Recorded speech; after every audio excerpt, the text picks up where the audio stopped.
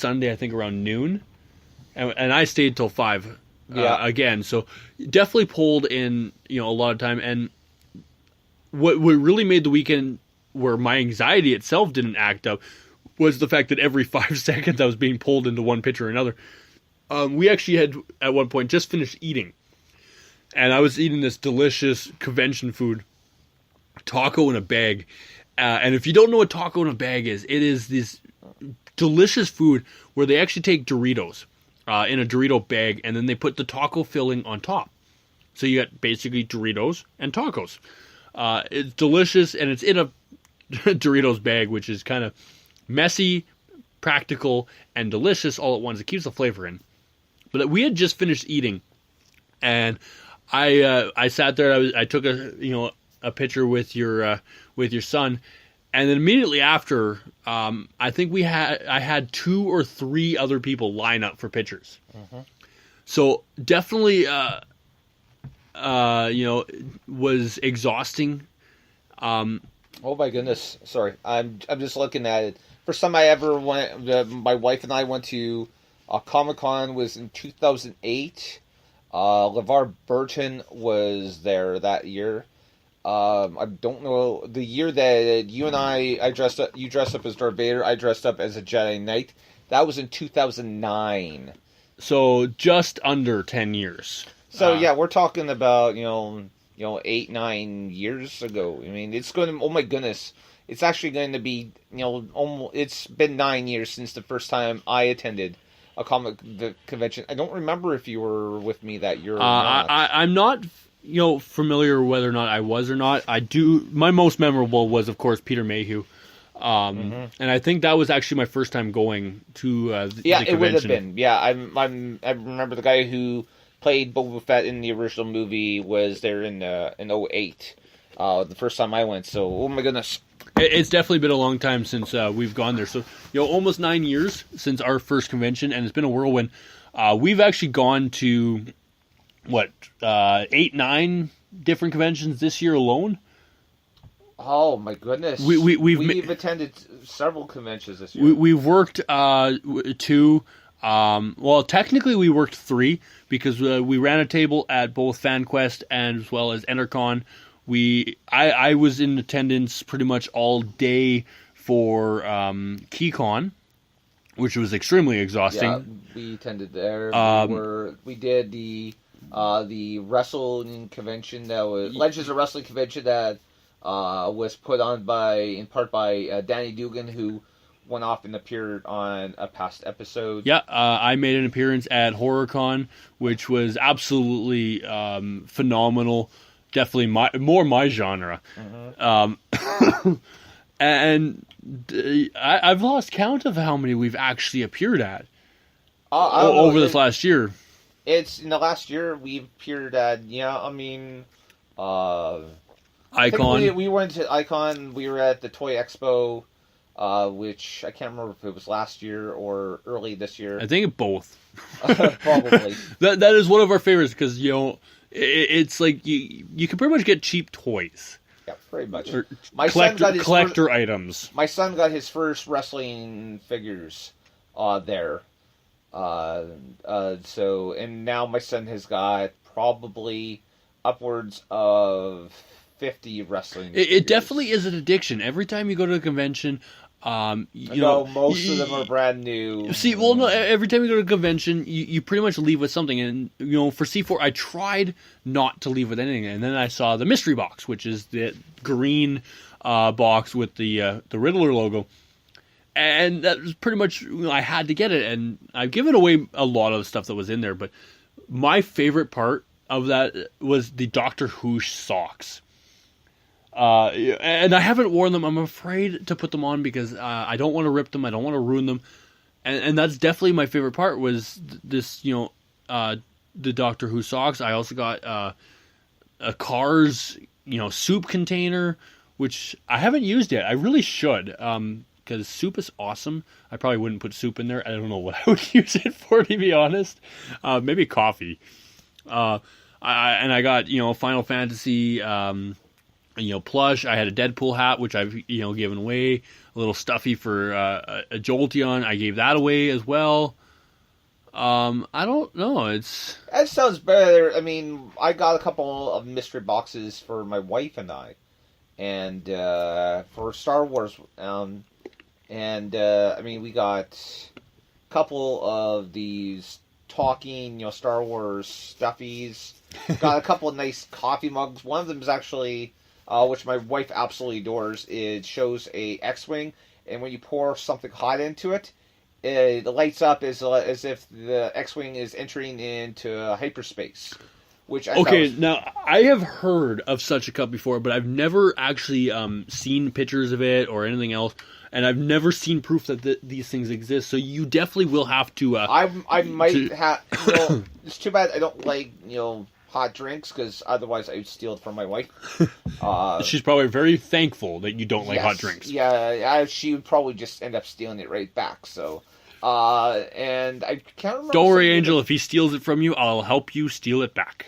And there was a couple of really nice blankets, and at first we didn't know what they were, and then I'm pulling out, and I realized it's a picture on the of both these blankets of Han Solo frozen in carbonite.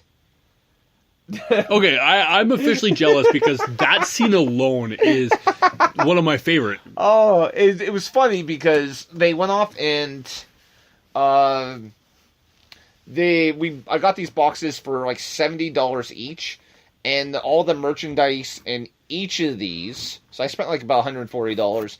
The merchandise in them alone cost over $200. And it's always great when they do that. And unfortunately, I'm trying to keep some of the stuff away from my son, because my son. Oh, well, yeah, it's toys. Yeah. So unfortunately, we are at a point where we need to start wrapping up the show. We've gone a little longer than expected. No. So we need to kind of cram in the shameless plugs and a little bit. As before, I just was brought to my attention while we were on there. Before we go. I would like to, I'm not sure how, I mean, I'm getting a little emotional speaking about this. Recently, someone who I didn't really know that well, but I've interacted with a little bit on Twitter and some other stuff, her name was Jen.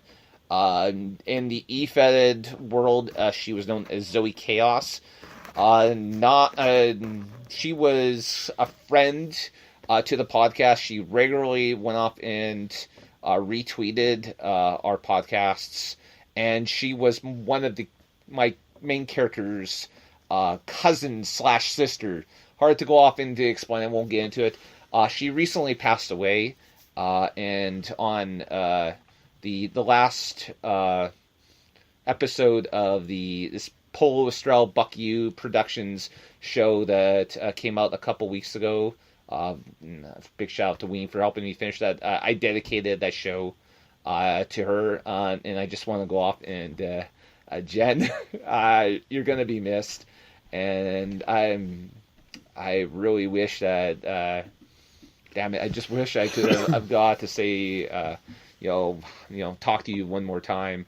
I hate to leave things on a bad note, but I really did feel like I needed to kind of go off and to do that.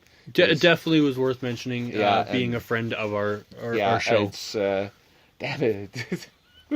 So we're going to take this moment and we're going to do our shameless plugs. We got about 6 minutes left of our show, so we're going to kind of rush through it and finish things up. So you can follow us on Twitter. You can follow me at RealCaptFizz, so at RealCaptainFizz. You can follow this local fellow at That Mask Guy. Follow the show at BizMash Show. Go check us out on Facebook.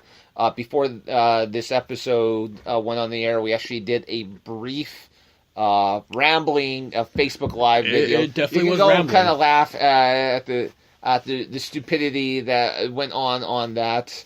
I don't know, I was just trying to kill time and I was bored. So go check it out. We're hoping, start to get stuff going back up there. And if you're really interested, you could go check out our website, www.bizmashshow.com. And there's a bunch of really groovy stuff on there. We have to go off and gather up the computer monkeys and get them back to work. Well, now that hours are starting to get a little shorter, the computer monkeys will be back to work. So I'm not really sure what else to go off and to say. Make sure you check out our Facebook. Just look up Captain Fizz and the Masked Man. Okay, I'll let you have that one. And if you guys are really curious, you can go back and you can listen to all of these podcasts on YouTube.